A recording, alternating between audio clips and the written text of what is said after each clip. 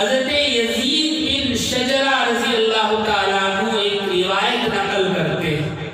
وہ کیا ہے؟ وہ یہ ہے کہ جہنم کا ساحل، یہ جیسے سمندر کا ساحل ہوتا ہے، کنارہ ہوتا ہے، جہنم کے بھی کنارے ہوں گے، جہنم کے کناروں پر بڑے بڑے کنویں یعنی گوڑیاں ہوں گی،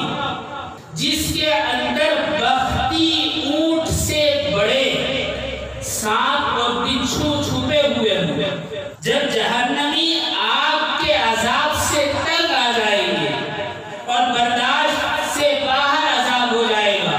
تو وہ اللہ سے سوال کریں گے کہ اللہ یہ عذاب کم فرما دے،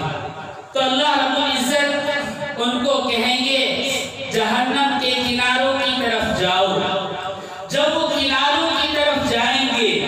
تو یہ بڑے بڑے سانپ اور بچھو ان کو نکل کر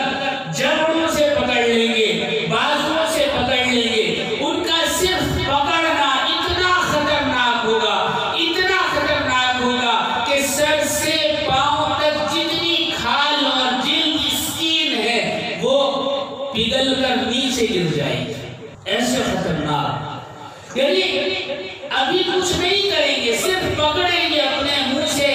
وہ جہنمیوں کے جبڑے پکڑیں گے، بازو پکڑیں گے، یا جہاں سے اللہ حکم فرمائیں گے وہاں سے پکڑیں گے، اور پکڑتے ہی ساری کھال اسکین اتر کر نیچے گر جائے گی۔